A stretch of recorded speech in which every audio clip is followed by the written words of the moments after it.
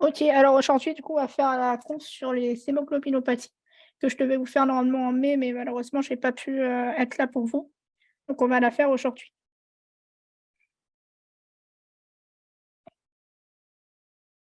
Pour commencer, je voulais juste faire une diapo, sur l'item, 2.9 sur le récap de la structure des hémoglobines. Donc, est-ce que quelqu'un est volontaire pour donner des mots-clés autour de la structure des hémoglobines?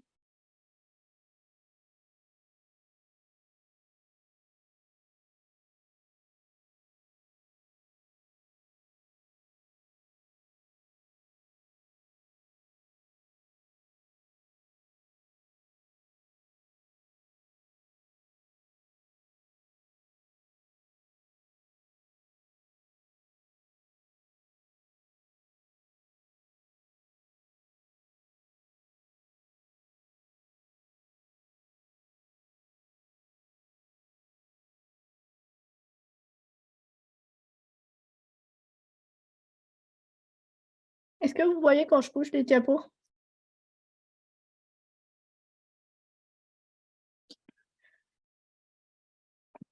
OK, parfait. Alors du coup, c'est juste un rappel rapide, donc je vous ai mis quelques mots-clés autour de la structure des hémoglobines.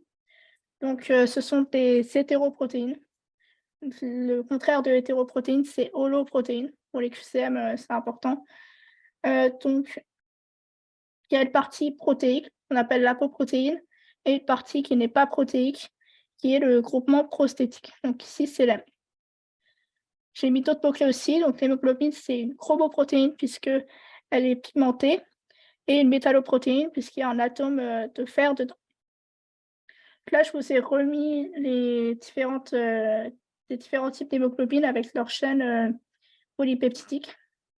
Donc quand vous avez 2 chaînes de globine alpha et 2 chaînes bêta, c'est l'hémoglobine A1, donc c'est l'hémoglobine principale, chez nous, chez l'adulte.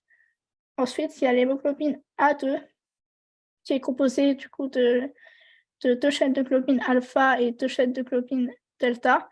Donc il y a un petit, moyen mémotechnique pour ça, c'est que hémoglobine A2, donc 2 qui commence par D comme delta. Et ensuite, vous avez l'hémoglobine fœtale alpha 2, gamma 2. Donc ce sont toutes des hétérotétramères. Il y a jamais d'hémoglobine avec 4 chaînes identiques sauf, vous entendez pas?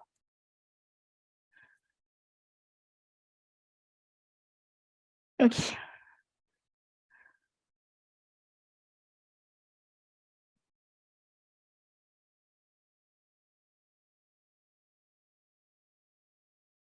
Ah, du coup, je vais continuer. Oui, exactement, le groupement prosthétique, c'est l'hème, qui est aussi appelé pigment porphyrique. Donc du coup, l'hème, c'est, vous avez, la représentation ici. Donc d'un point de vue chimique, c'est un tétrapyrrole, donc vous avez 4 groupements, 4 noyaux aromatiques pyrrole, avec un atome, d'azote à chaque fois.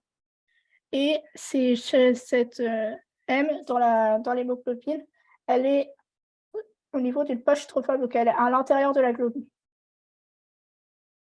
Et ensuite, vous avez le fer.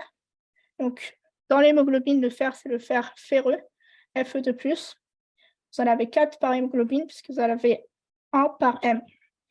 Et le fer est relié par, tout ça via des liaisons de coordination. Donc les liaisons de coordination, c'est, je saurais pas vous décrire exactement ce que c'est, mais c'est pas une liaison covalente, c'est pas une liaison faible. C'est vraiment le mot-clé pour désigner la liaison avec le fer, c'est liaison de coordination. Donc vous avez 6 liaisons en tout. Le fer est relié du coup avec l'hème par 4 liaisons, une avec chaque azote des groupements pyrrole. Le fer est aussi relié, coordination, c'est quelle coordination? C'est-à-dire?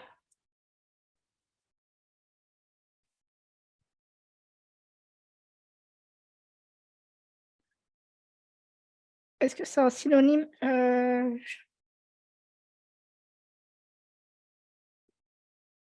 J'avoue que je ne sais pas, je peux vérifier si vous voulez après. Apparemment, oui.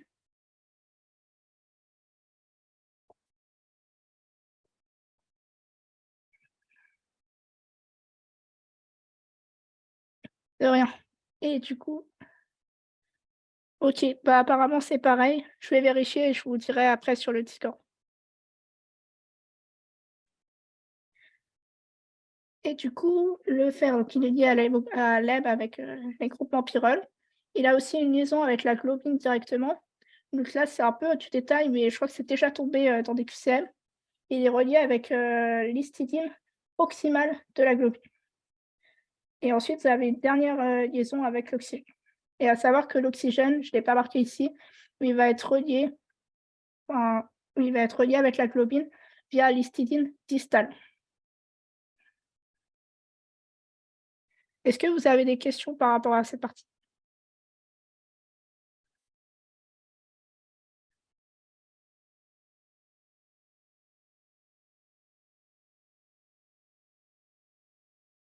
Alors la globine, du coup, c'est la partie protéique, donc c'est des chaînes polypeptidiques classiques, donc c'est synthétisé, comme des protéines classiques.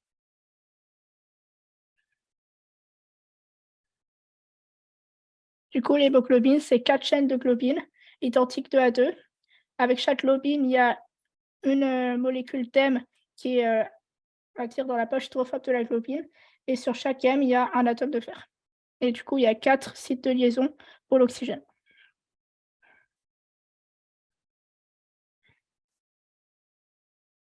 Est-ce que vous êtes prêts, du coup, pour passer aux 2 cas cliniques?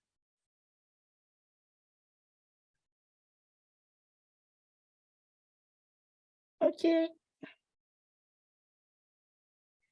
Oui, alors, par rapport à l'histidine distale, donc, en gros, c'est pour, j'ai déjà vu des QCM avec ça. Donc le fer, il est relié à l'histidine proximale de la globine et l'oxygène, il est relié à l'histidine distale.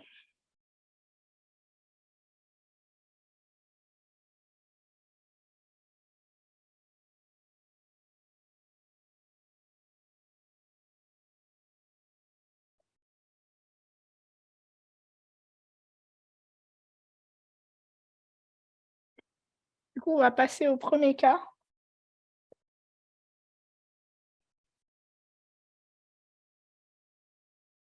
Alors, est-ce que quelqu'un est volontaire pour, lire, l'énoncé?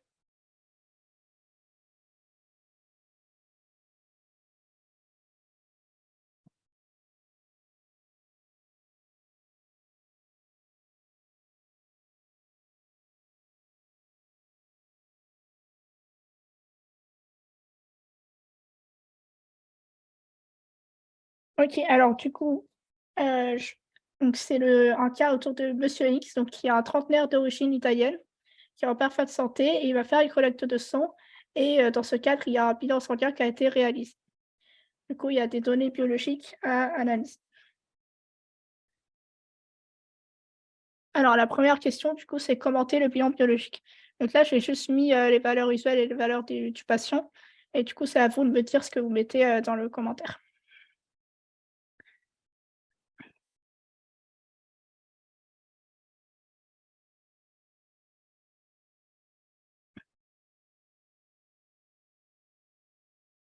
Du coup, qui est volontaire pour, commenter le tableau?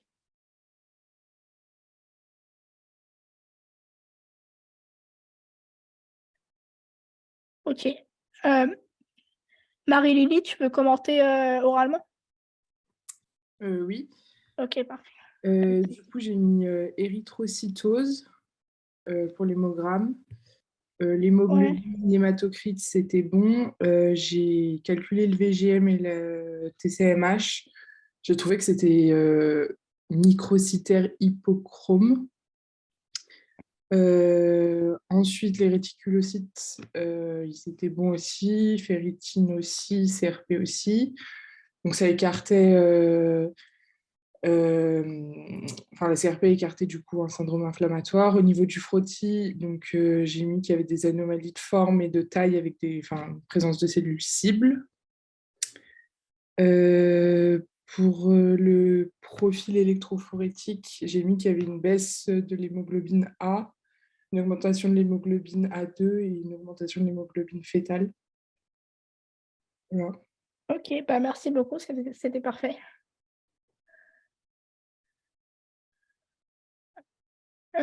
Alors, est-ce qu'il y en a qui ont des commentaires par rapport à ce qui a été dit ou on passe à la correction?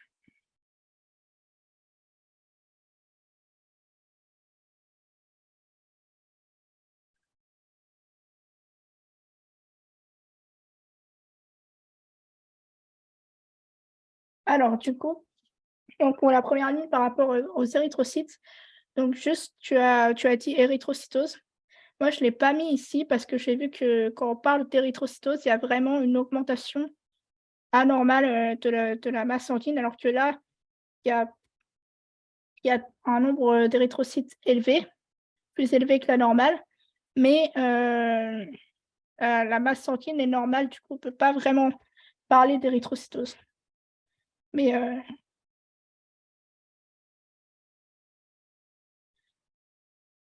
est-ce que le frottis sanguin fait partie du bilan biologique?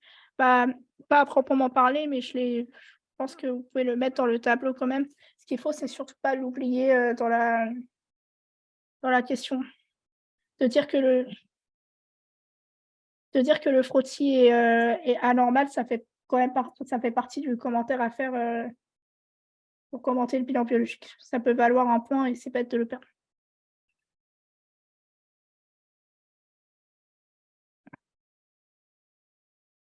Est-ce qu'on peut en parler dans la question 2?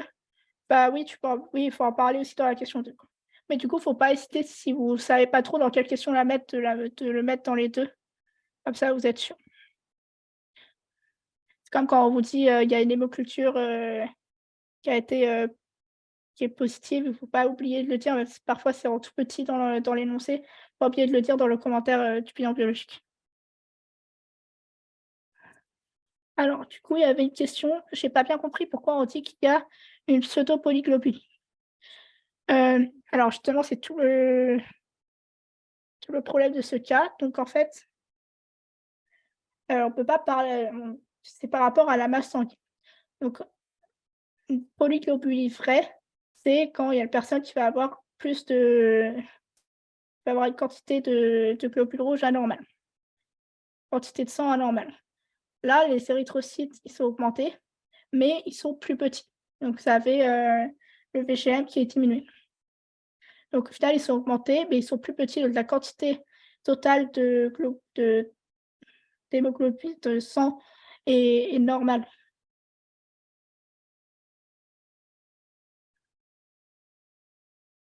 Est-ce que c'est clair ou pas du tout? Tac. Donc du coup, là, les mots-clés, c'est, l'hémoglobine est normale, donc il y a pas d'anémie, il y a pas non plus de polyglobulie vraie. L'hématocrite normal aussi. Le VGM est diminué, donc c'est la microcytose, c'est un mot-clé très important ici. Il y a une hypochromie. Les réticulocytes sont normaux. De toute façon, il y a pas d'anémie, donc voilà. La ferritine est normale aussi. Donc comme on voit que la CRP est normale également, on peut écarter tout ce qui est carence partielle. Voilà, et la CRP associée à des leucocytes normaux, il n'y a pas du tout de syndrome inflammatoire.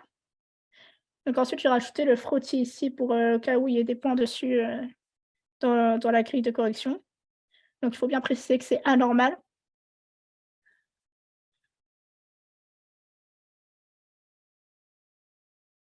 Oui, si l'hémoglobine avait été augmentée, ça aurait été, polyglobulie vraie. Par exemple, dans la polyglobulie de Vaquez, vous allez avoir, tout qui va être augmenté.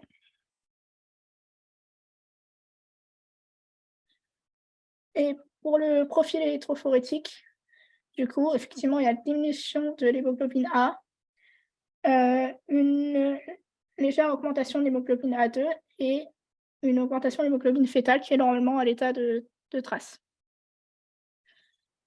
Alors, pour les réticulocytes, on ne pouvait pas dire A régénératif ou régénératif.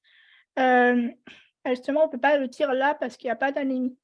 Donc, A régénératif et régénératif, c'est un adjectif qui est associé à l'anémie. Du coup, là, comme c'est normal, il faut juste regarder si les réticulocytes sont bien entre les valeurs usuelles, donc 20 et 80. Et si c'est le cas, il faut juste dire que c'est normal. Faut expliquer ce que c'est les cellules qu'on voit au frottis-sanguin. Moi, je ne sais pas expliquer. Après, qu'est-ce que tu pourrais expliquer, par exemple, par rapport à ici? Qu'est-ce que tu dirais?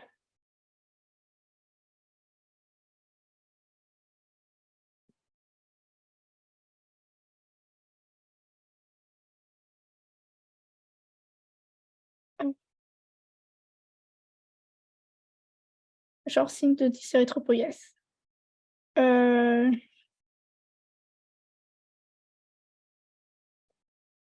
J'avoue que je sais pas si on peut parler de d'érythropoïèse, mais oui, hétérogénéité de taille, tu peux le dire, oui, effectivement.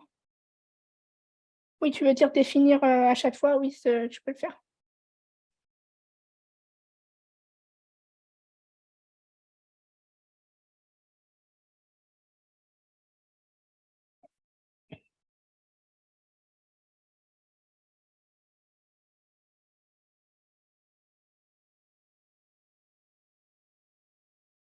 OK, et du coup, les valeurs usuelles de l'hémoglobine, c'est des valeurs qui sont pas beaucoup utilisées, donc n'oubliez pas de les avoir à tête au cas où.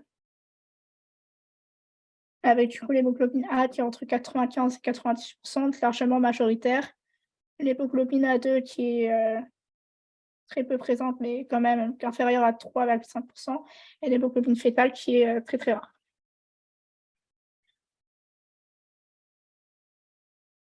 Vous aviez d'autres questions sur cette, 1re question ou pas?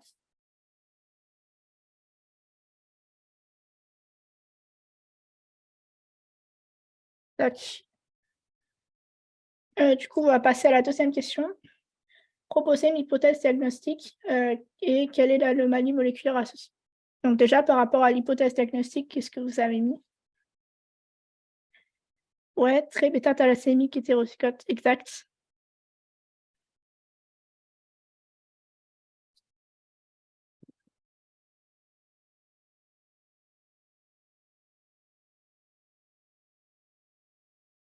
Alors bêta-thalassémie, oui.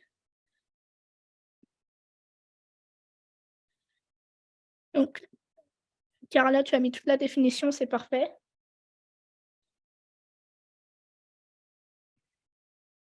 Du coup, comment on appelle, autrement le trait bêta-thalassémique? Yes, bêta-thalassémie mineure. Est-ce que vous avez, des arguments du coup par rapport au trait bêta-thalassémique ici? Ouais, l'origine, d'Italie, effectivement. Asymptomatique.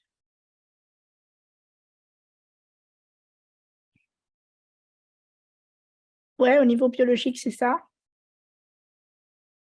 Est-ce qu'on peut dire bêta-thalassémie silencieuse? J J'ai jamais entendu ça, mais peut-être que est-ce qu'il y en a qui disent ça aussi, bêta-thalassémie silencieuse?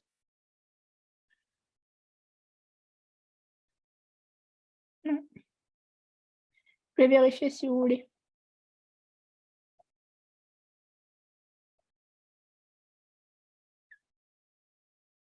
OK, donc il y a toutes les anomalies morphologiques, profil électrophorétique, les augmentations compensatoires.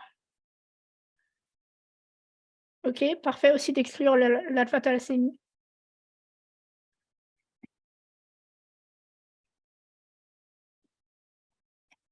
OK, et du coup, par rapport à l'anomalie moléculaire,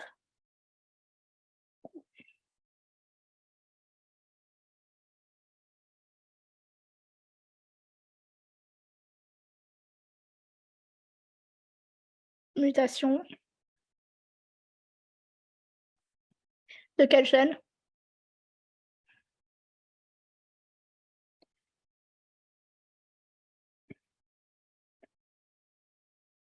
Ouais, le gène bêta de la globine. Ok, chromosome 11, oui, parfait.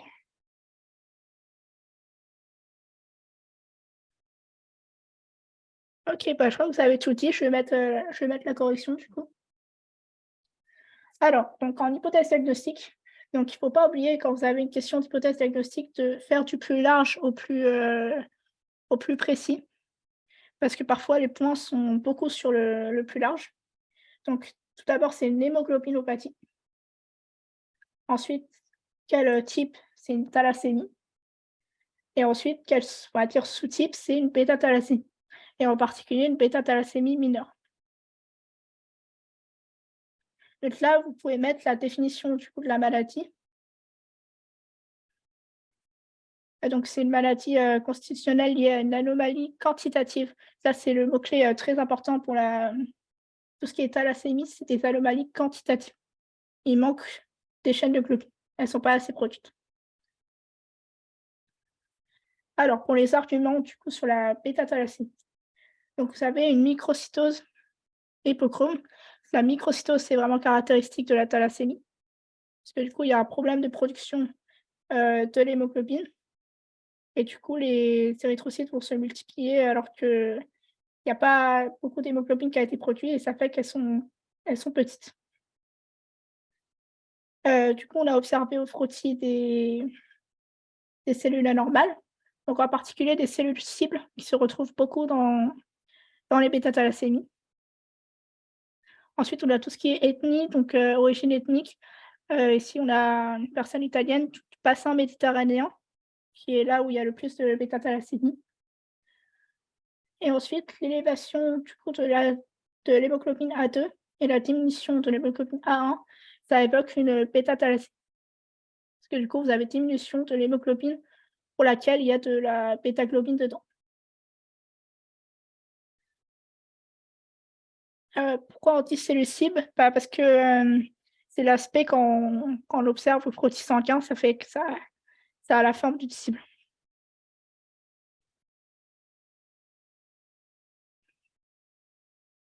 Vous pouvez parler de codocytes pour les cellules cibles. Alors, j'ai jamais vu le terme de codocyte. Euh, Est-ce qu'il y en a qui connaissent ce terme? Ok,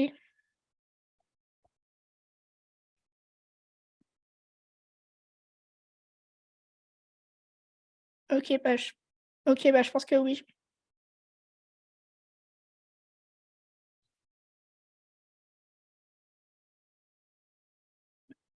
Donc ensuite, pour tout ce qui est le fait que ça soit un trait et non pas le syndrome bêta-thalassémique majeur, c'est qu'on a une notion de les cellules cibles, c'est spécifique de la bêta-thalassémie, non. Vous en avez aussi dans la carence partielle. Non, c'est pas spécifique.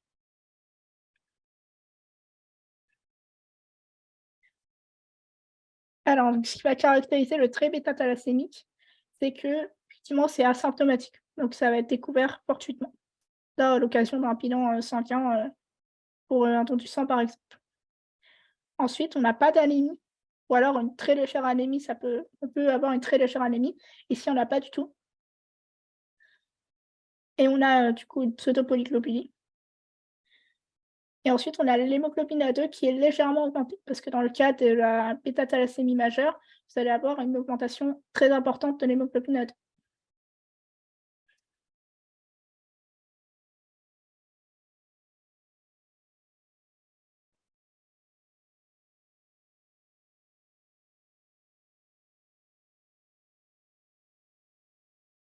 Pour le syndrome bêta-thalassémique majeur, du coup, est-ce que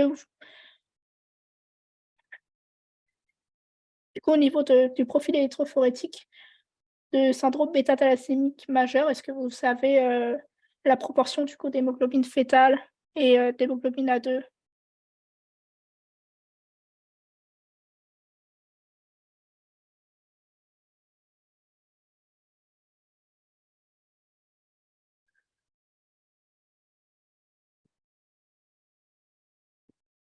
Donc, du coup, là, on a un trait bêta-thalassémique. Vous avez l'hémoglobine fœtale qui est un peu augmentée, l'hémoglobine A2 aussi, l'hémoglobine A1 qui est diminuée, mais pas. On n'a pas d'hémoglobine A1. Oui, effectivement, donc il y aura 0 hémoglobine A1 et l'hémoglobine fœtale, elle va se retrouver, c'est effectivement supérieur à 15, mais c'est même à 50, voire, beaucoup plus et le reste, ce sera l'hémoglobine A2.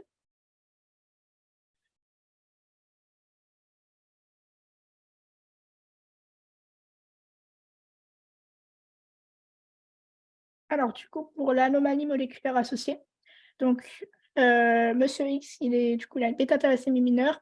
Il est d'un point de vue, génétique hétérozygote pour le gène de la bêta-globine, qui est situé sur le chromosome 11.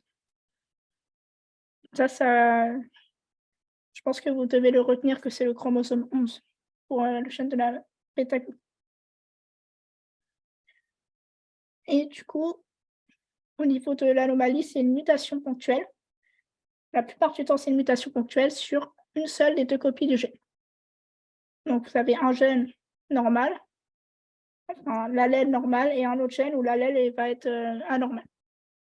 Donc soit vous avez sur le gène anormal, soit vous avez une mutation bénigne qui fait que le gène va mal fonctionner, mais il fonctionne quand même un peu.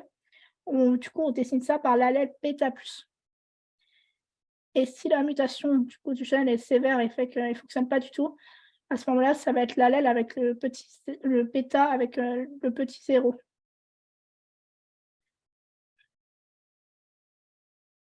Et ça, c'est la notation pour les, génotypes des bêta-thalassémies. Est-ce que vous avez des questions par rapport à ça?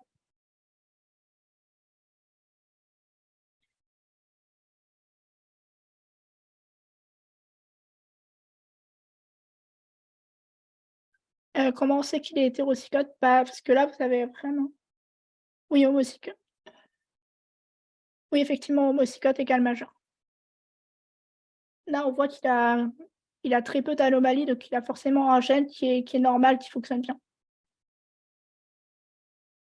Ensuite, quand vous avez les 2 gènes, enfin les 2 copies qui fonctionnent mal, c'est, un syndrome bêta-thalassémique majeur.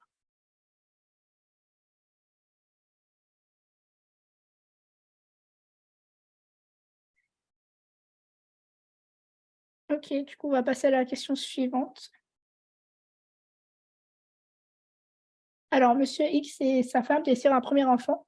Que faut-il rechercher chez la conjointe?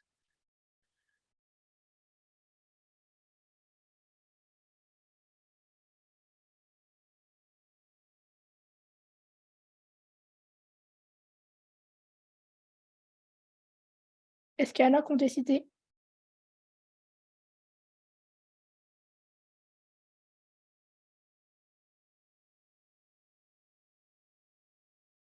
Alors, recherche la femme de monsieur X n'est pas hétérozygote, effectivement.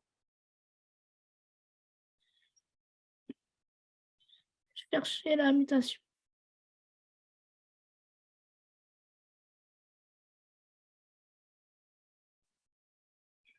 Alors oui, effectivement.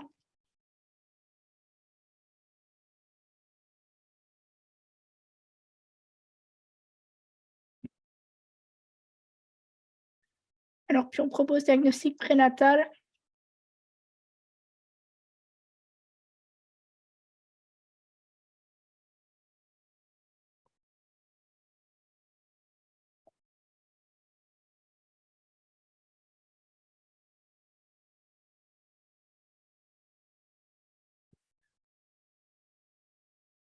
OK.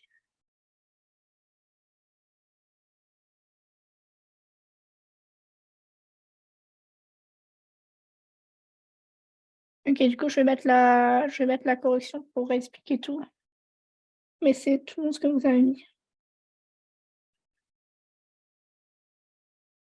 Alors donc du coup, ce qu'il faut faire quand vous avez le conjoint qui est hétérozygote, enfin qui a une bêta-thalassémie mineure, c'est il faut vérifier si la femme n'est pas pareille.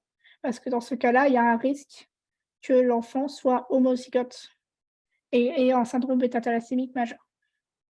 Donc du coup, il faut dépister la conjointe, donc c'est pas non plus obligatoire, mais il faut faire une prescription de dépistage pour la conjointe et on va rechercher chez elle une anomalie de l'hémoglobine. Donc avec, une numération formule sanguine et un profil érythrophorétique. Si du coup, si la femme est aussi avec un trait bêta-thalassémique, à ce moment-là, il y a ce risque que le nouveau-né, soit atteint. Donc le risque est de 25. Est-ce que vous êtes d'accord avec ça?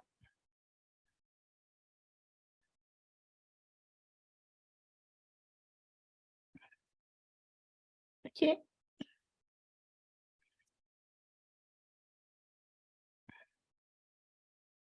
Oui. Pourquoi non?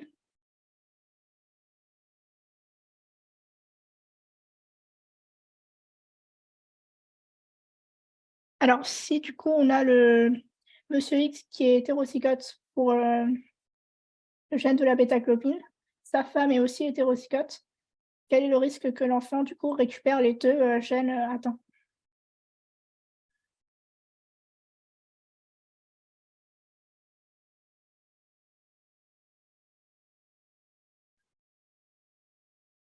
Yes, 25. Alors donc du coup, si c'est le cas, s'il y a vraiment un risque, à ce moment-là, on va faire le conseil génétique. Donc on ne fait pas le conseil génétique si, la femme n'a rien. Donc comment ça va se passer? Donc on va avoir une étude génétique.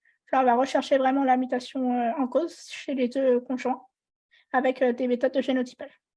Donc le génotypage pour la bêta-thalassémie, ça ne se fait pas, en routine quand on diagnostique une bêta-thalassémie. Là, c'est une indication, du coup, le conseil génétique pour le génotypage. Ah, il y a 25 de risque d'avoir un trait ou d'avoir la forme majeure. Non, la forme majeure.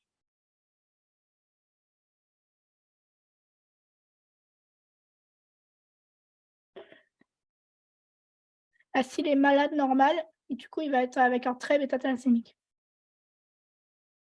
En gros, il y a 25 de risque, enfin 25 de chances que l'enfant n'ait rien et les 2 gènes normaux. Il y a 50 de chances qu'il ait, un gène anormal et un gène normal. Oui, s'il a juste le trait, on ne regarde pas effectivement. Parce que du coup, il y a pas de risque, l'enfant ne risque pas d'être malade.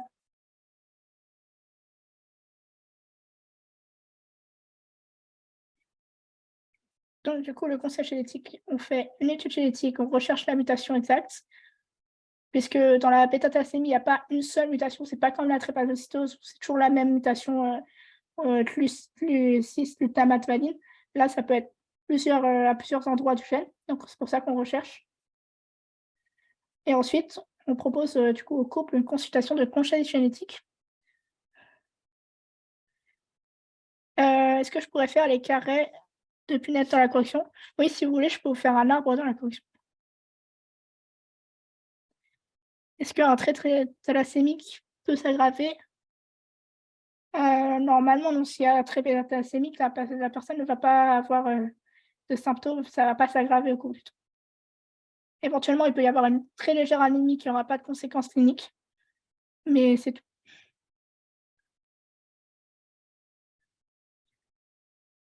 Alors du coup, pour le conseil génétique, le but, c'est vraiment d'informer pour que les parents, enfin les futurs parents soient vraiment très éclairés par rapport au risque de l'enfant. Donc on va expliquer les résultats génétiques, à quoi ça correspond et on va expliquer quelle est la maladie du coup, que risque leur enfant, leurs conséquences et les recours possibles à un diagnostic prénatal. Donc il y a quelqu'un qui en a parlé tout à l'heure, le diagnostic prénatal par biologie moléculaire sur fonction des villosités choriales. Exactement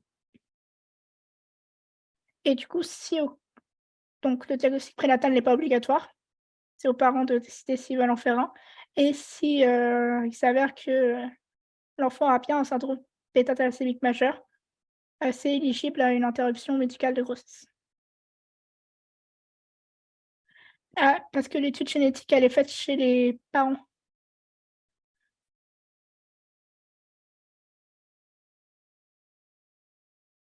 OK, parfait.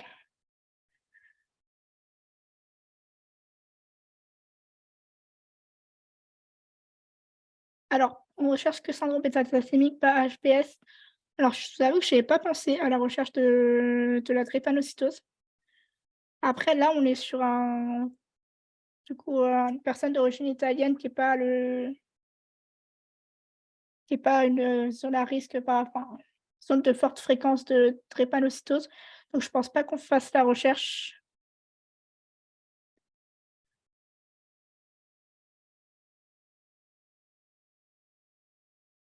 Et après, de toute façon, quand on fait une recherche, un profil électrophorétique, s'il y a de l'hémoglobine S, on verra. Oui, c'est vrai, on connaît pas l'origine de la conjointe. Mais oui, si la conjointe est d'origine africaine, par exemple, oui, il faudra faire la recherche de drépanocytose pour éviter que l'enfant accumule, trait bêta-thalassémique et drépanocytose.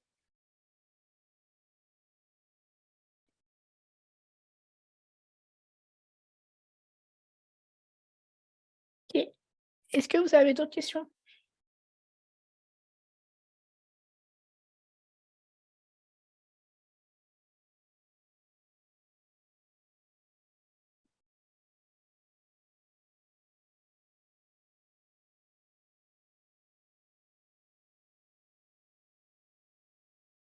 Alors, on va passer à la question 4.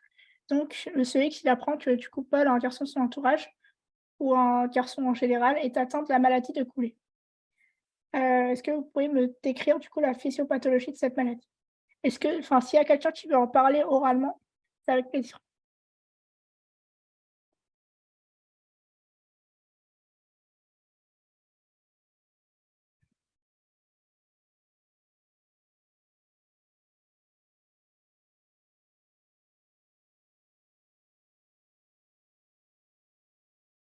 Vas-y Marie-Lily, si tu veux.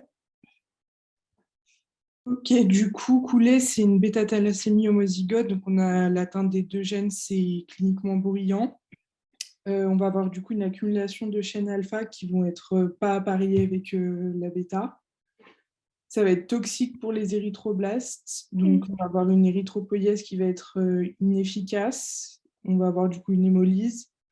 Ça va provoquer une anémie et l'augmentation de PO. Ouais, Ensuite, on peut avoir, on a une hyperplasie érythroblastique. On va avoir du coup une surproduction d'érythroblastes dans la moelle osseuse. Ça va provoquer des gonflements de la moelle osseuse et les os qui vont se déformer.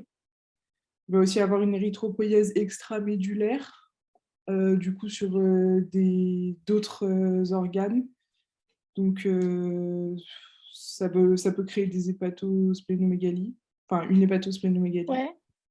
ouais, Du coup, on va avoir une formation de chaîne bêta-like, donc avec la formation de l'hémoglobine fétale et de l'hémoglobine A2 en plus grande quantité par rapport ouais. au trait thalassémique. Et j'ai mis aussi, du fait de l'hémolyse, on peut avoir une hémochromatose secondaire. Je ne sais pas s'il fallait rajouter d'autres choses. Enfin, je ne sais pas où il faut s'arrêter sur la OK. physiopathe. Bah, c'est très bien ce que tu as dit. Ok. Merci beaucoup.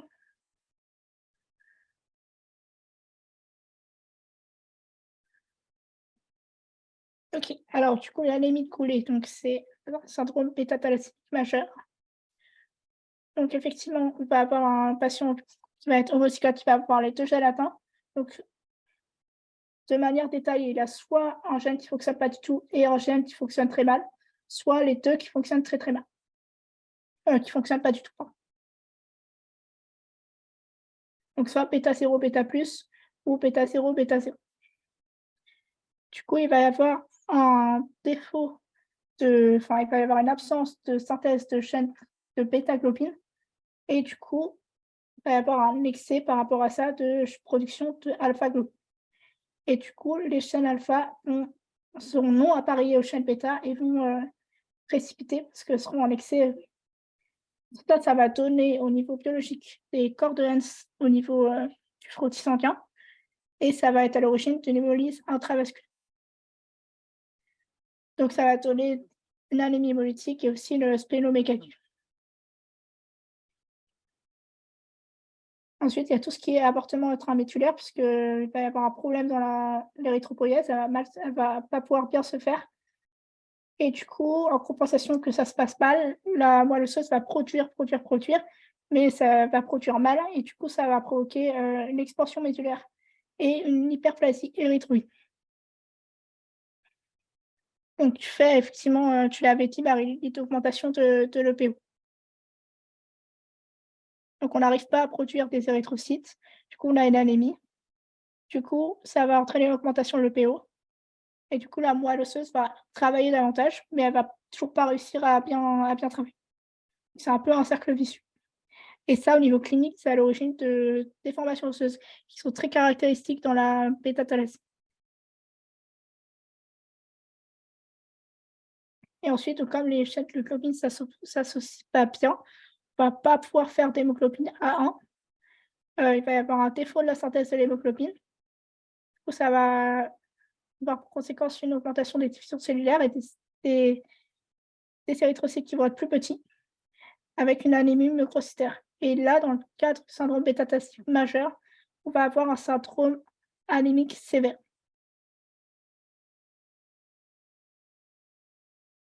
Alors, est-ce que l'anémie est régénérative? Elle n'est pas régénérative puisque c'est une anémie d'origine centrale. Donc, c'est au niveau de la moelle osseuse, par défaut du coup de synthèse de l'hémoglobine, il y a un défaut de production d'érythrocytes.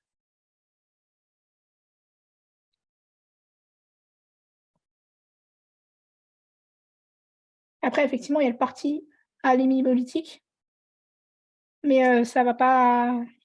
C'est vrai que l'anémie hémolytique toute seule est régénérative, et là, c'est pas le cas, parce qu'il y a un défaut au niveau central.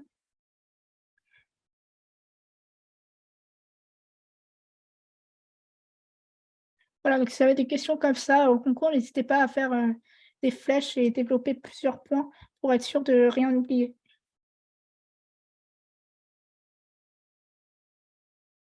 Donc, du coup, syndrome bêta-thalassémique majeur, c'est très symptomatique, avec notamment une anémie et tous les symptômes en rapport avec l'anémie, des problèmes osseux et une splénomégalie, puisque la rate va devoir récupérer toutes les érythrocytes qui vont être, qui vont être dysfonctionnels.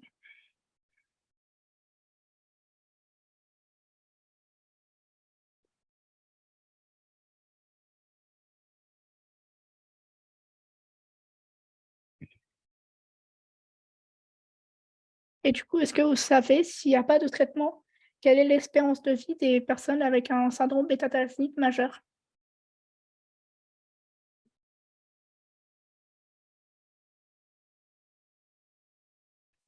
Ouais, c'est inférieur à 20 ans globalement.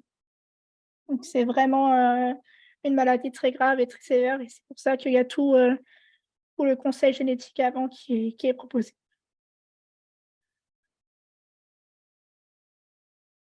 Est-ce que vous avez d'autres questions par rapport à cette partie?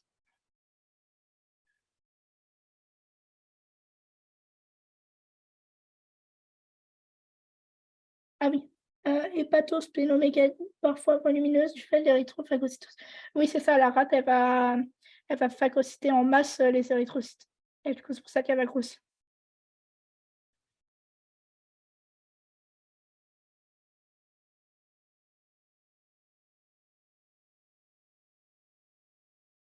Du coup, c'est pas dû à l'érythropoïèse.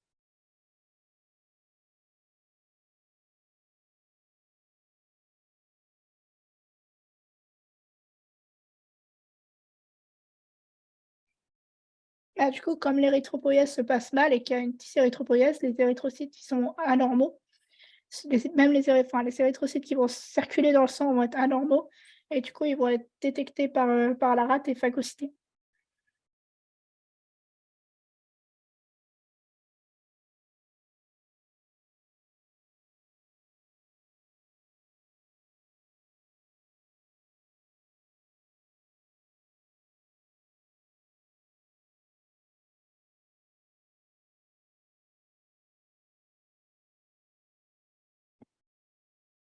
OK. Alors, question suivante. Paul est traité par un produit sanguin labile. Décrire les modalités de ce traitement et quelles sont les principales complications en rapport avec ce traitement.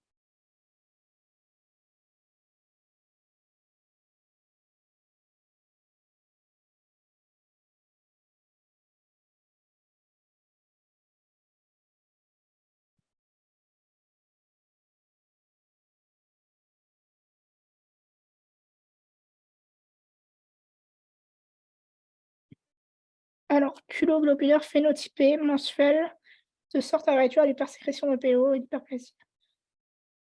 Effectivement. Les complications secondaires, oui, en rapport avec la surcharge en fer, effectivement.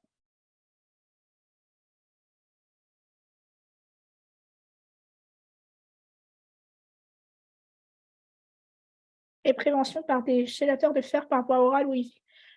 Oui.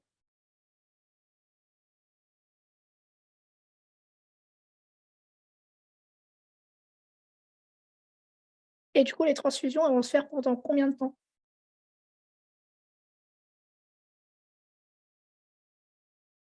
À vie, ouais.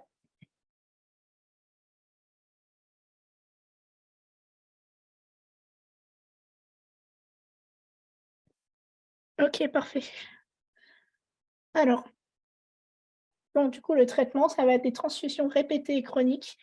Donc effectivement, on m'avait dit tout le mensuel, donc c'est ça, hein, mensuel ou toutes les 3-6 semaines, 2 kilos de globules rouges, car, du coup, les personnes avec un bêta-thalassémie majeure ont des besoins permanents à vie. Donc ils ont une anémie et effectivement, faire des transfusions, ça permet aussi d'éviter qu'il y ait une hypersécrétion de PO et ça va bloquer du coup la ça va ralentir la moelle osseuse et éviter qu'il y ait tout ce qui est hyperplasie érythroïde. Donc l'objectif, c'est de maintenir l'hémoglobine à 90. Le but, c'est pas que l'hémoglobine soit normale.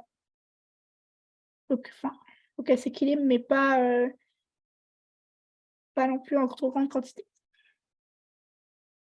Donc complication, du coup, c'est, il va forcément des transfusions et un risque d'allo-immunisation. Donc ça, c'est prévenu par le fait que les globules rouges utilisés sont phénotypés. Donc il va y avoir le groupe ABO du coup et le Rhesus, le système Rhesus et le système CAL qui vont être compatibles.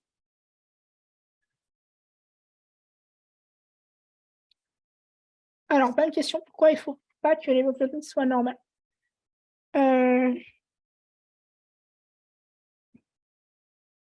Ça c'est une règle en général dans la transfusion, peu importe les causes de transfusion, on évite de trop transfuser. Après je t'avoue, je saurais pas te répondre exactement. Je vais me renseigner et je te dis après.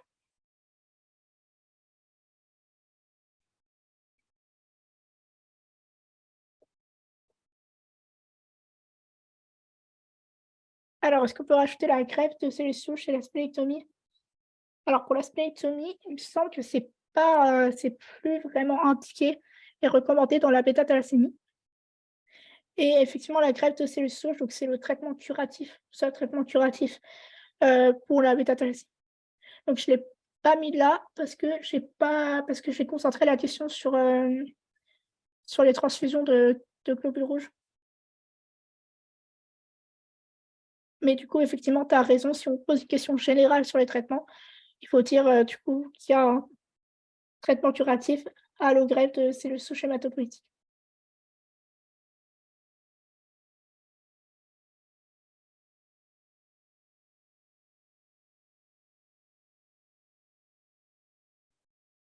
Alors du coup, la deuxième complication, ça va être, une complication qu'il faut vraiment prendre en compte dans ces cas, vraiment centrale dans les cas de bêta-thalassémie, c'est qu'il y a un risque, quand on transfuse de manière répétée à vie, de surcharge en fer et du coup d'hémochromatose secondaire et ça, c'est vraiment très problématique et du coup, il y a vraiment une focalisation par rapport à ce risque. Parce que l'hémochromatose secondaire, ça a une bimortalité importante. Du coup, chez les patients qui vont être transfusés, OK, la bêta-thalassémie va être stabilisée, mais du coup, ils ont un risque important de comorbidité avec, cette histoire d'hémochromatose secondaire. Avec du coup un risque de complications cardiaques, hépatiques et endocriniennes principalement. Et du coup, pour, limiter ça, on fait de la prévention avec des chélateurs de fer au long cours. Avec du coup aussi un objectif ici au niveau biologique, une ferritinémie inférieure à 1000 picogrammes par litre. Et du coup, je vous ai mis les 3 chélateurs de fer. Donc il y en a un qui est par voie intraveineuse, déferoxamine, et 2 par voie orale, déferiprone et déferasorb. Donc, quand vous parlez de chélateurs de fer dans le cas, n'hésitez pas à citer à chaque fois les 3 et leur voie d'administration.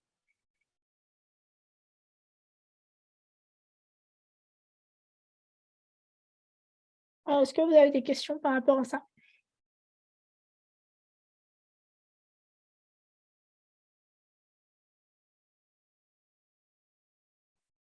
Alors du coup, la question sur l'alloimmunisation, donc ça, c'est une problématique, enfin, c'est une complication pour, toutes les transfusions, de globules rouges, de risque que, si le groupe sanguin, enfin le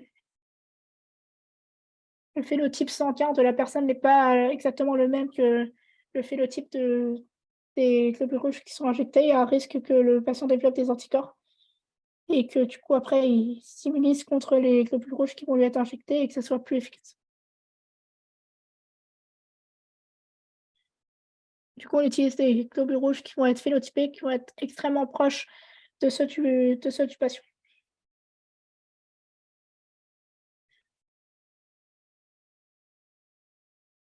Alors dans un cas, comment on reconnaît si on nous parle de bêta ou d'alpha-thalassémie? Ça va être, du coup par rapport au profil érythrophorétique que vous allez voir ça.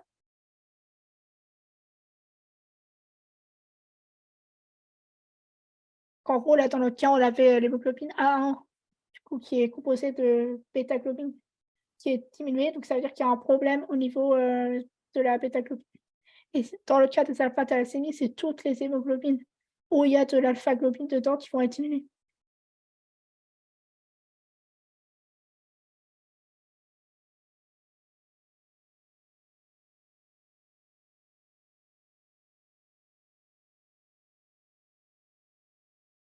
OK, du coup, j'ai fini avec, ce premier cas.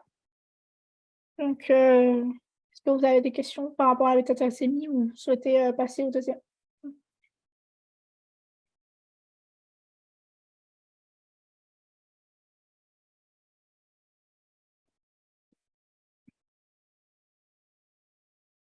OK, ça marche.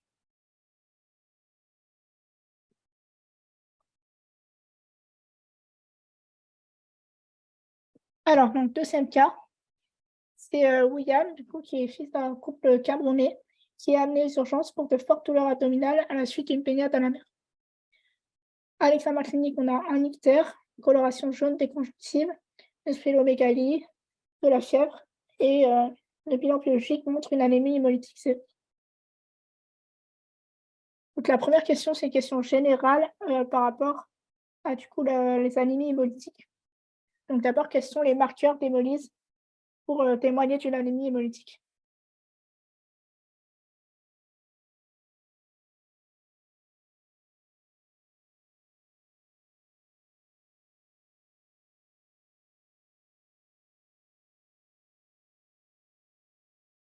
Ouais, exact Antoine. Donc du coup, c'est bilirubine non conjuguée, la LDH et l'aptoglobine. Du coup, l'aptoglobine, elle est augmentée, diminuée,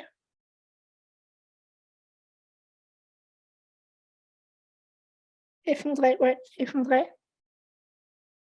LDH augmentée et bilirubine augmentée, ouais. Et du coup, c'est quoi les 2 grandes catégories d'anémie hémolytique?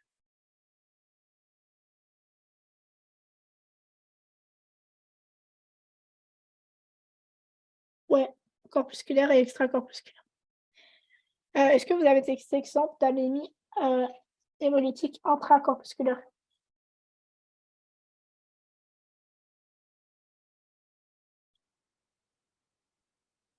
Alors drépanocytose thalassémie, ouais.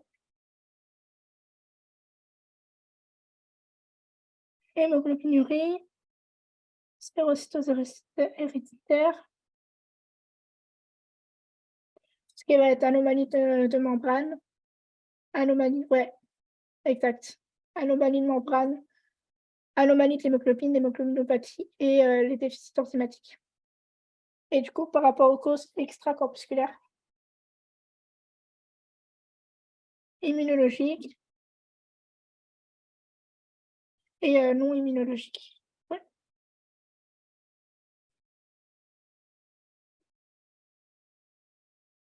Ok, donc là, je vous ai résumé les anémies ici.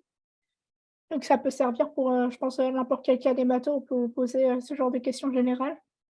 Donc du coup, en extracorpusculaire, il y a tout ce qui va être mécanique, les valves artificielles et les microangiopathies thrombotiques. Ce qui est en rapport avec les toxiques, comme le plomb, les toxiques médicamenteux, les infections avec le paludisme et tout ce qui va être des causes immunologiques. Donc, vous l'avez bien dit, à la fois allo-immunité, auto-immunité et allergie. Et ensuite, au niveau corpusculaire, du coup, c'est généralement lié à une maladie génétique, donc soit anomalie de membrane, avec la sphérocytose héréditaire, autrement appelée la maladie de Minkowski-Chauffard, et tout ce qui va être hémoglobinopathie, l'état-thalassémie et la drépanocytose. Et ensuite, vous avez les déficits enzymatiques, avec celui qui est au programme, du coup, le déficit en G6PD.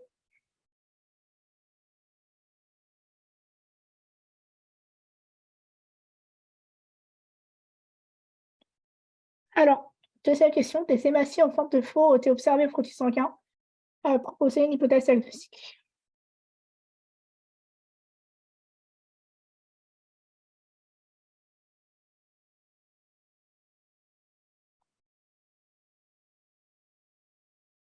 Drépanocytose. Alors, donc, effectivement, donc, il y a toute la définition.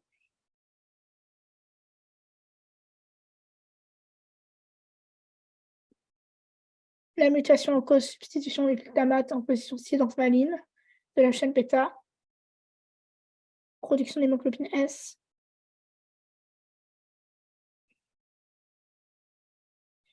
Ouais, hémoglobinopathie et drépanocytose, en particulier drépanocytose homozygote. Euh, Est-ce que vous avez des arguments, du coup, par rapport à la drépanocytose? Alors, enfant d'origine nord Cameroun, oui. Pays de forte prévalence. Tous les signes démonisent. Ok. Du coup, comment on appelle cette crise de douleur abdominale, enfin, cette crise de douleur dans le cadre de la drépanocytose? Crise vaso-occlusive. Ouais.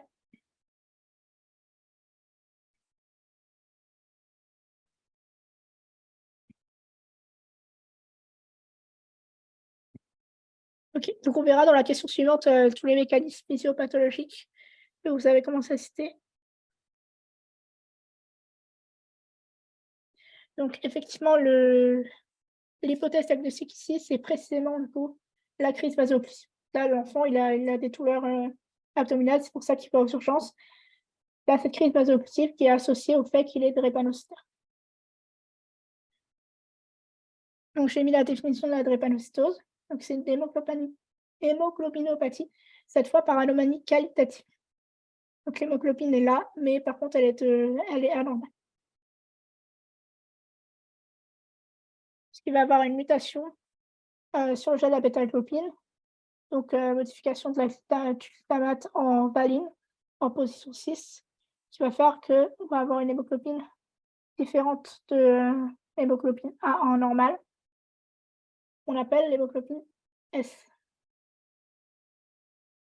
Alors, pour les arguments cliniques, du coup, on a une crise douloureuse aiguë. Là, ça touche le territoire abdominal, donc c'est assez classique dans les crises vaso-occlusives.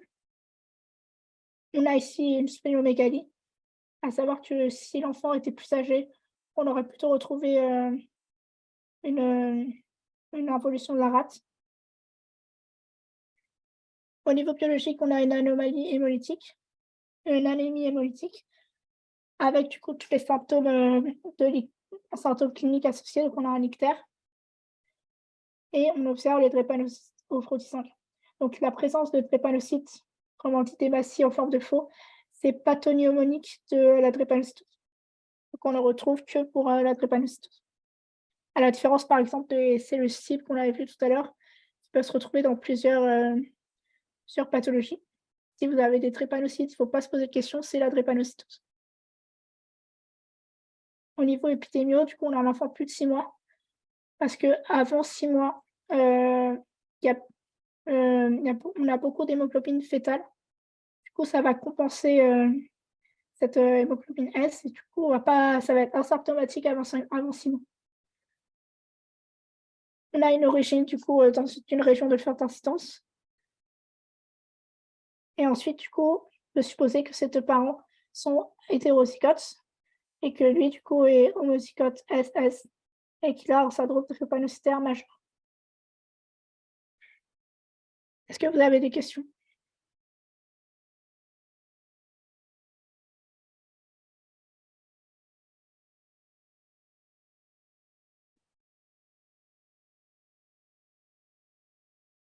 Alors la fièvre, c'est forcément un dû à la crise.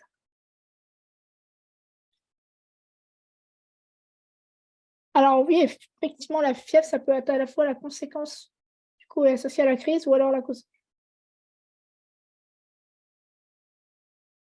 Là, dans mon cas, implicitement, j'avais mis la fièvre comme étant un symptôme, qui fait partie de la crise, vaso-occlusive.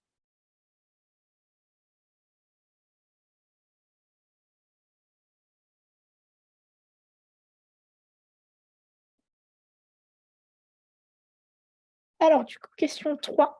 Expliquer le mécanisme physiopathologique. Donc qu'est-ce qui s'est passé pour que William, il ait, cette crise vaso-occlusive?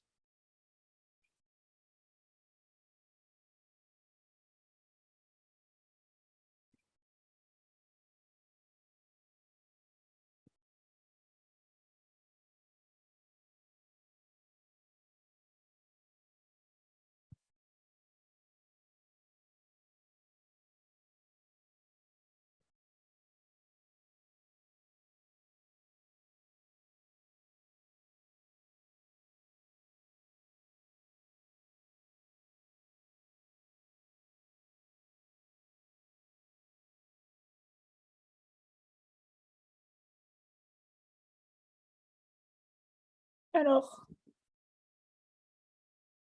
l'HbS, c'est une hémoglobine qui polymérise en conditions d'hypoxie ou d'acétose et qui précipite exactement la déformation des globules rouges,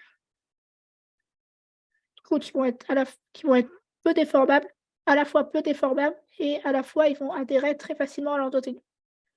Et du coup, ouais, la formation de microthrombie au niveau de la rate, donc on va avoir une obstruction capillaire à un endroit du corps, donc ici, au niveau abdominal, donc de la rate et du coup, ça va être responsable de tout. Exactement. Et du coup, le facteur déclenchant de la crise, vous diriez quoi? Le froid, ouais, la baignade. La baignade, du coup, qui s'associe, on peut supposer que c'était en eau froide et qui s'associe aussi à si l'enfant était agité dans l'eau, ça associe à un effort physique, qui peut aussi participer, au déclenchement de la crise. OK. Donc du coup, effectivement, William, il a pu être déshydraté, attraper froid et trop, faire d'efforts lors de la baignade à la mer et du coup, ça est responsable chez lui d'hypoxie. Donc la particularité de l'hémoglobine S, c'est que lorsqu'elle est désoxygénée, elle va précipiter très facilement, à la différence des hémoglobines normales.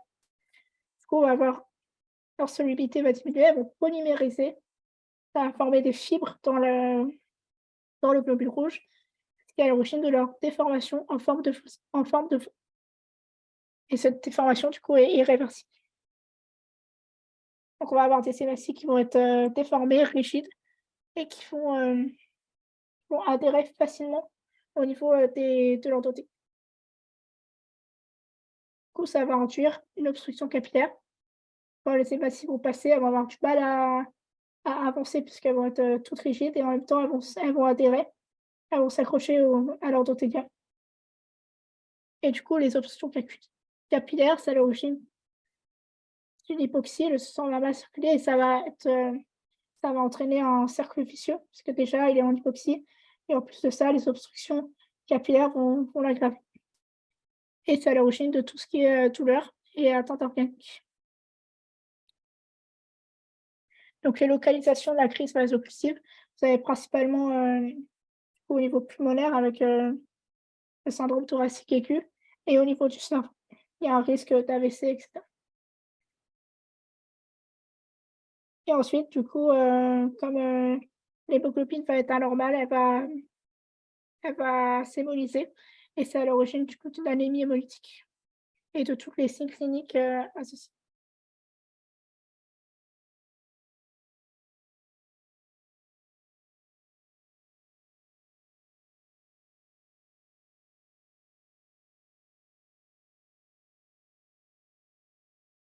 Est-ce que c'est clair?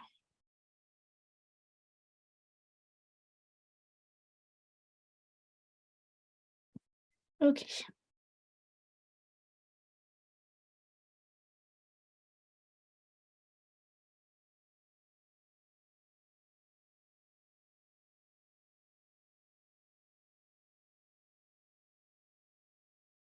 Alors, question suivante. Quel examen complémentaire doit-il être réalisé pour le diagnostic de certitude?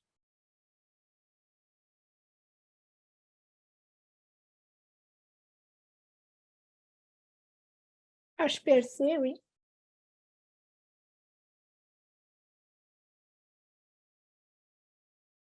Ouais. Étude phénotypique de l'hémoglobine, c'est le mot-clé.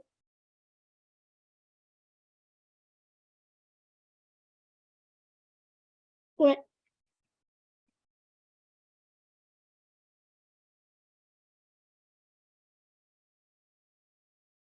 Les tests Titano et de falsification.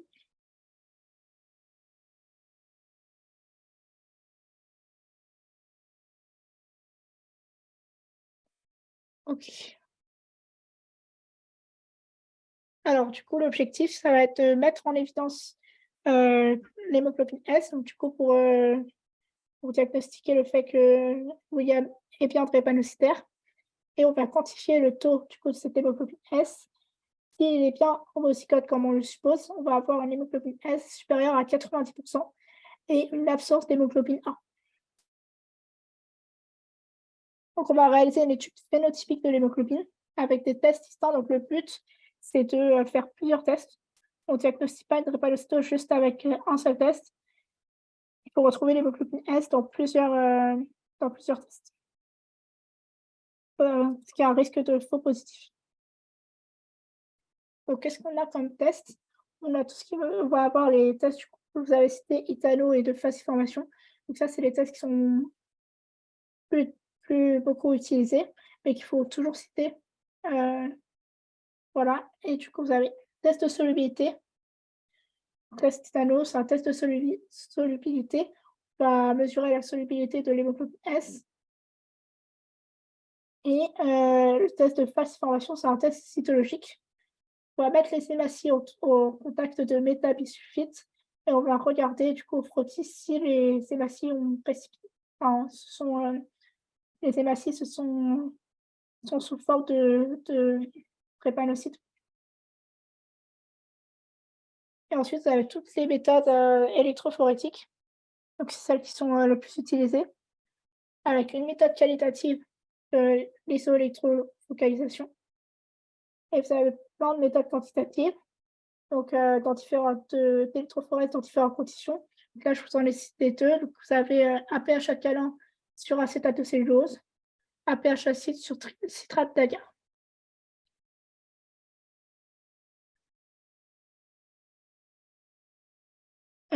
Et du coup, vous avez un test de confirmation. Donc la confirmation se fera forcément soit par électrophorèse, en chromatographie liquide, soit par électrophorèse capillaire. Ce sont des méthodes très, très précises. Et du coup, un élément qu'il faut dire si vous avez une question comme ça, c'est que ces examens sont faits forcément à distance d'une transfusion, à plus de 3 mois d'une éventuelle transfusion.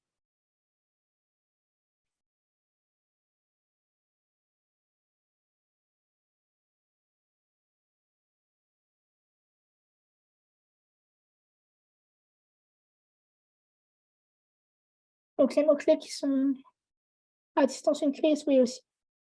Yes. Donc à distance d'une crise et à distance d'une transfusion, on va mettre en évidence l'hémoglobine S, on va quantifier son taux. S'il est supérieur à 90 c'est un statut homozygote Et pour cela, du coup, on va faire des études phénotypiques avec plusieurs tests distants, dont au moins une technique électrophorétique. Donc, test Italo de solubilité, test d'Emel ou de falsiformation. Et ensuite, vous citez plusieurs tests électrophorétiques. Et ensuite, c'est le fait qu'il y a un test de confirmation par HPLC ou électrophorèse capillaire.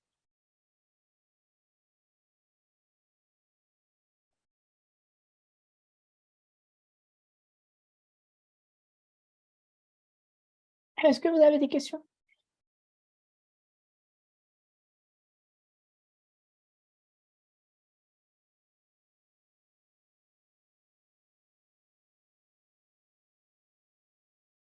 Ok.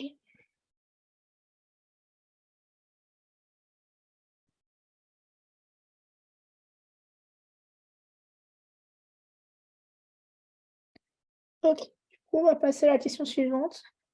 Détailler la prise en charge thérapeutique de l'épisode aigu, ainsi que les stratégies qui existent pour réduire le phénomène de falsiformation. En traitement de crise, du coup, vous diriez quoi?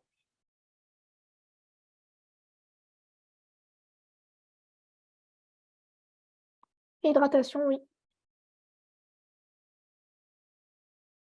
Alors, hyperhydratation, oxygénation, si besoin. Tout ce qui est traitement antalgique, transfusion de globules rouges, si besoin.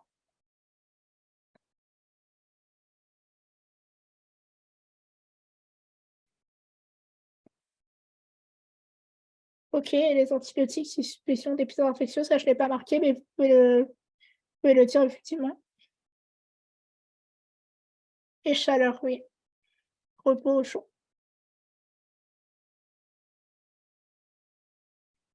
Et au niveau des traitements, du coup, pour réduire la falsiformation, qu'est-ce que vous connaissez?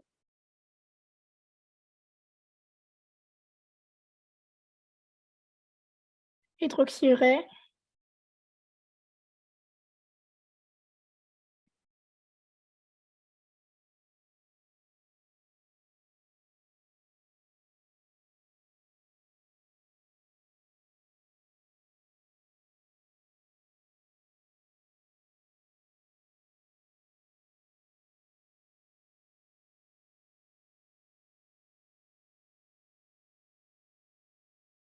Alors, Marie-Lily, tu sais que Voxelétor, je t'avoue que je ne connaissais pas. Du coup, je viens de regarder, effectivement, c'est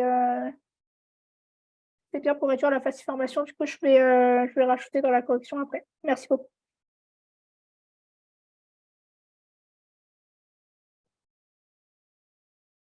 Oui, du coup, l'hydroxyurée, ça ne réduit pas forcément la falsiformation, mais ça réduit l'expression. Bah, indirectement par l'induction d'expression de l'hémoglobine F. Du coup, les hémoglobines S vont être espacées, vont avoir de l'hémoglobine F entre elles, et du coup, elles ne vont pas pouvoir polymériser entre elles. Et du coup, ça va éviter qu'elles polymérisent, qu'elles forment des fibres et qu'elles déforment les massifs.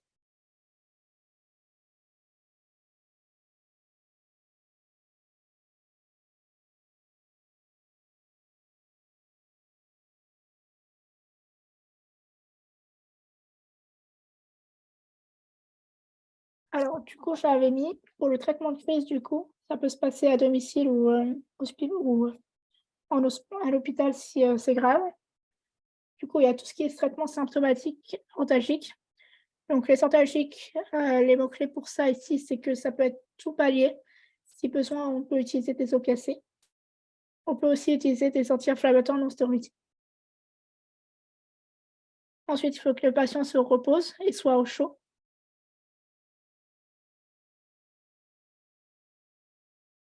Je vais répondre juste après pour l'hémoglobine F.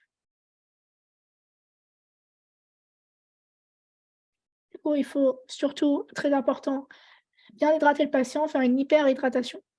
Et ensuite, en fonction de la gravité, s'il y a des troubles, s'il y a une hypoxie, on va oxygéner le patient. Et s'il y a une grave crise de déglobulisation, on peut transfuser avec des globules rouges. Et du coup, les traitements qui existent pour réduire la falsiformation, j'avais mis l'érythraphérèse. consiste à des échanges érythrocytaires, qu'on va échanger, des érythrocytes, malades par des érythrocytes sains. Donc forcément, on va avoir une diminution du taux d'hémoglobine S et ensuite, vous avez l'hydroxyurée qui est utilisé du coup qui est à la base un anticancéreux, mais qui est utilisé aussi pour la drépanocytose, va induire l'augmentation de l'hémoglobine fœtale. Donc effectivement, normalement, chez l'adulte, l'hémoglobine fœtale doit être à l'état de trace et c'est pas normal si, elle est élevée. Mais là, ça va être une stratégie un peu, stratégie propre, à la drépanocytose. On va on a remarqué que si on a augmenté l'hémoglobine F, les hémoglobines S vont être espacées, elles vont plus être collées entre elles et du coup, elles vont pas, risquer de polymériser entre elles.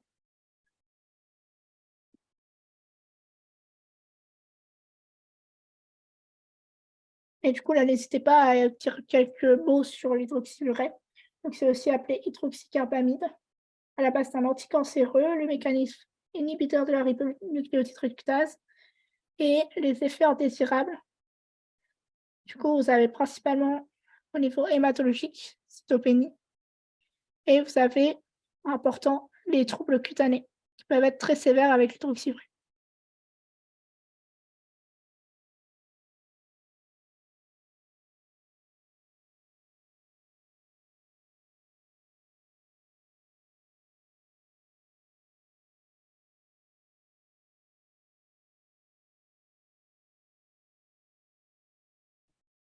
Est-ce que vous ouais. Alors, crizanlizumab pour la prévention des, crises vaso-occlusives. Je t'avoue que je n'ai pas développé toutes les stratégies, mais du coup, oui, vous avez raison. Je vais le rajouter dans la correction, tout ça. Le voxelotor et le crizanlizumab.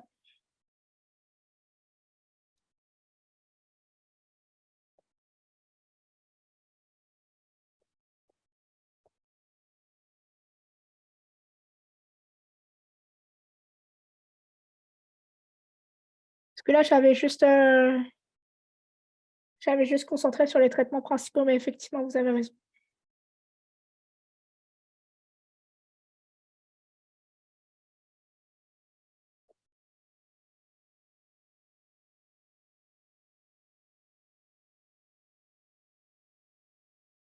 Alors, du coup, dernière question. L'antibio-prophylaxie a été prescrite pour William. Heu, laquelle et dans quel but?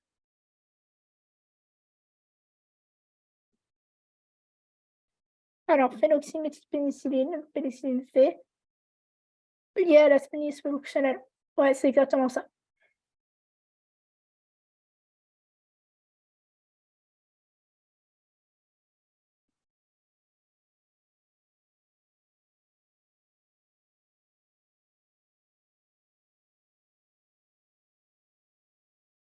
Ouais, vaccination au pneumocoque.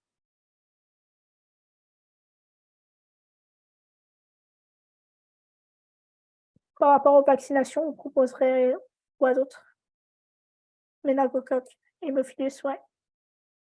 Donc les 3 pneumocoque, méningocoque, hémophilus sont des bactéries, encapsulées et du coup, il faut vraiment faire attention avec ça, chez les personnes drépanocytaires. Tout ce qui est éducation thérapeutique,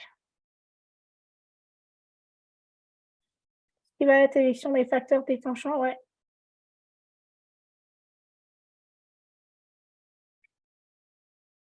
Et du coup, si le William, il va à l'école, après, qu'est-ce qu'on va proposer?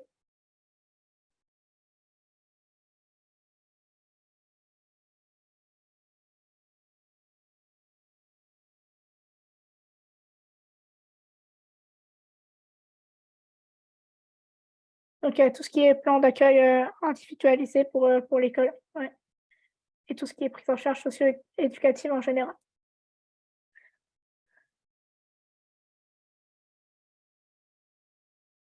Et du coup, ça serait quoi vos recommandations pour, éviter les les situations d'hypoxie et de risque de crise vaso-occlusive? Qu'est-ce qu'il faut éviter de faire?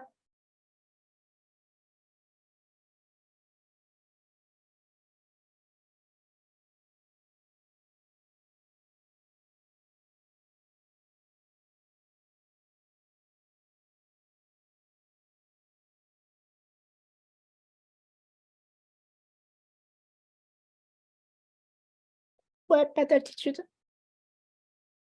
Une contre-indication à une altitude supérieure à 1500 mètres. Éviter tout ce qui est froid, hypoxie. Ouais.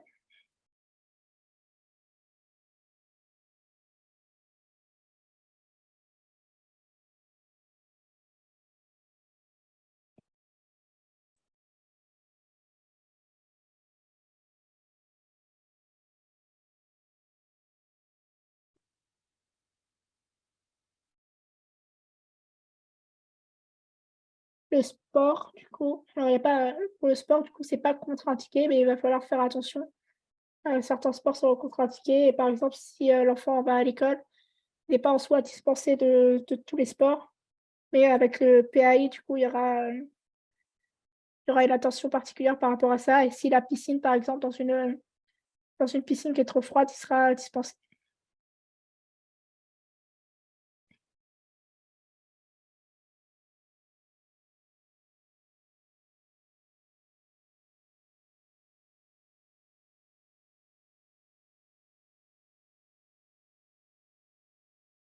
Alors pour les vaccins qui font, c'est par rapport à l'immunodépression, c'est ça?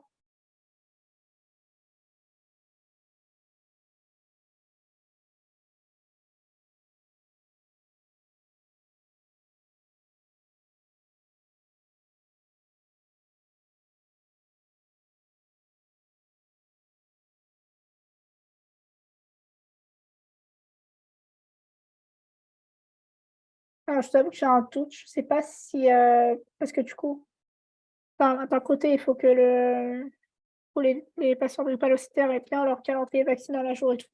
Je sais pas vraiment si c'est contre-indiqué les vaccins FIFA dans ce cadre-là d'immunodépression. Est-ce qu'il y en a d'autres qui savent?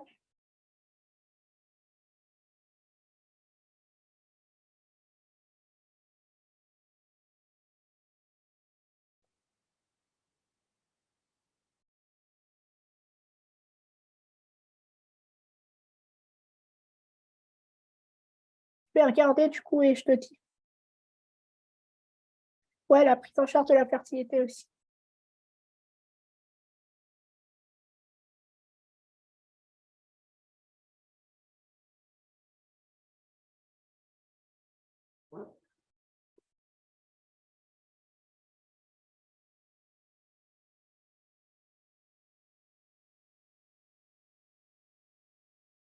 Et oui, parfait, tout ce qui est boire de l'eau et éviter la déshydratation, c'est super important.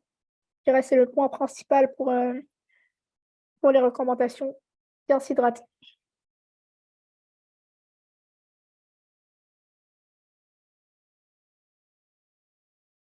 Alors du coup, l'antibio-prophylaxie, donc c'est donné parce que chez les drépanocytaires, il y a une aspénie fonctionnelle qui est inévitable, qui va se mettre en place au cours des premières années de la vie et l'aspénie, qu'elle soit fonctionnelle ou parce qu'on a retiré la rate, ça induit un déficit immunitaire humoral, un déficit immunitaire contre les bactéries, encapsulées, donc telles que pneumocoque, méningocoque, hémophilus.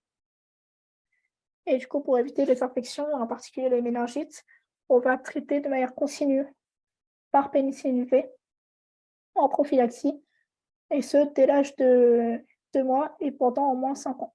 Donc c'est pas à vie non plus. Donc les autres mesures que j'ai mises, donc il y a tout ce qui est vaccination, donc vous l'avez cité, faire attention en particulier au vaccin anti-pneumocoque. Il va falloir faire un rappel tous les 5 ans, tous les 3 à 5 ans. Le vaccin anti-méningocoque peut être fait à partir de 2 mois et le vaccin anti-hémophilus B. Et du coup, chez les patients, normalement, le vaccin anti-hémophilus, il y a un rattrapage possible jusqu'à 5 ans. Mais si le patient est drépanocytaire, on peut rattraper, il y a une exception, et on peut rattraper plus tard, si besoin. Et ensuite, vous avez tout ce qui est vaccination antigrippale annuelle. Ensuite, les autres moyens de prévention, il y a tout ce qui est prise en charge socio-éducative. Donc, apprendre aux patients et aux parents, du coup, comment éviter les situations d'hypoxie, avec une attention pour l'hydratation, pas être déshydraté, tout ce qui va être variation de température, à la fois le chaud et le froid et faire attention du coup en particulier aux baignades pendant tes eaux trop froides et tout ce qui va être éviter, l'hypoxie, parce que, on est allé en altitude et après pour, je l'ai pas mis ici, mais pour, ça concerne plus les adolescents, il va falloir éviter du coup, faire attention avec tout ce qui est alcool, caféine, drogue et tout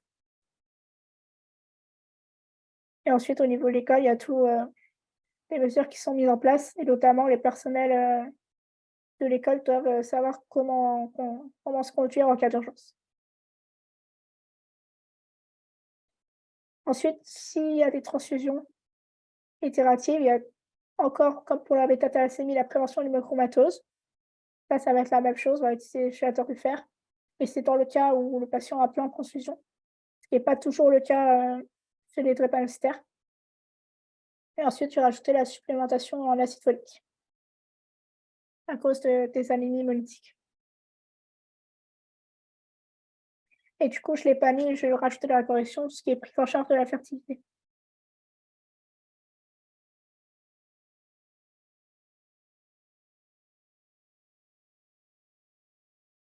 OK. Est-ce que vous avez des questions?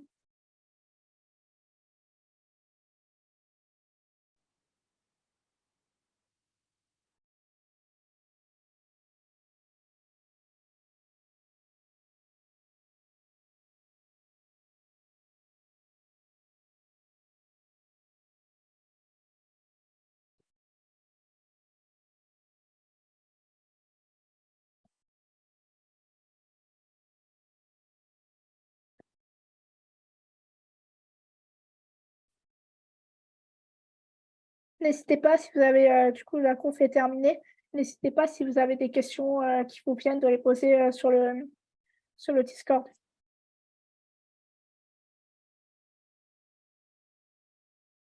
J'espère que ça vous a aidé du coup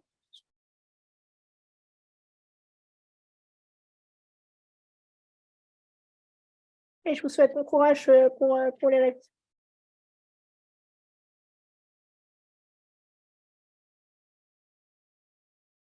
Bonne soirée tout le monde.